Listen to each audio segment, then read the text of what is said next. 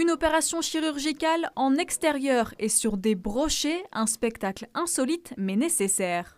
Ça dure une petite dizaine de minutes, effectivement. On essaie d'être précis et rapide. Il ne s'agit pas d'une opération de sauvetage, mais de marquage des poissons. Un émetteur est placé sous la peau de l'animal. On a calculé que les émetteurs ne nuisent pas à leur déplacement ni à leur vie. On a des émetteurs qui font moins de 2% de la masse du poisson. Le brochet fait l'objet d'une étude comportementale d'une année sur le secteur Marnay-sur-Seine et Pont-sur-Seine.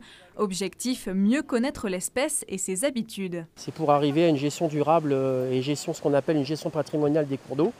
C'est-à-dire que si on a des zones de reproduction efficaces, on n'a pas besoin de soutenir les populations de poissons par des rempoisonnements de poissons de pisciculture. Le brochet, c'est une espèce sensible, c'est une espèce, ce qu'on appelle les espèces repères. Si le brochet est en déclin, ça veut dire que les autres espèces sont également aussi en déclin. Sur 3 jours, une quarantaine de brochets ont été pêchés sur un rayon de 12 km grâce à ce bateau un peu particulier. C'est un bateau créé et conçu pour faire de la pêche électrique, donc notamment en grand milieu qu'on ne pourrait pas prospecter à pied.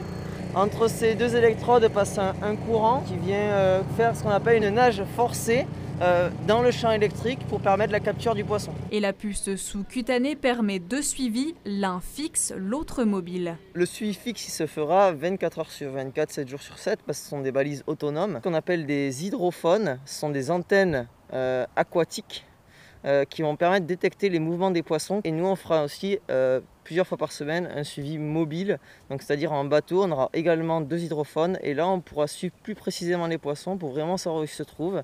Et à la fin de l'année, on pourra faire une cartographie de tous leurs déplacements et comprendre en fonction de leur taille, qu'est-ce qu'ils ont fait, où est-ce qu'ils passent la plupart de leur temps, pour mieux préserver le milieu et donc mieux préserver l'espèce. Outre l'émetteur, les brochets sont aussi marqués par ce qu'on appelle un spaghetti bleu au niveau de la nageoire dorsale, un moyen de les différencier s'ils sont pêchés et ainsi les remettre à l'eau. C'est bien quand on attrape un poisson d'appeler la fédération pour dire où on l'a pêché, quel jour et si possible de le mesurer. Et nous, ça nous fera une donnée en plus. Et je pense que c'est aussi valorisant pour eux de pouvoir participer à cette étude indirectement. Après le Calvados et la Seine-et-Marne l'an dernier, l'étude menée par l'Union des fédérations de pêche du bassin Seine-Normandie se concentre cette année sur les départements de l'Aube et de l'Aisne.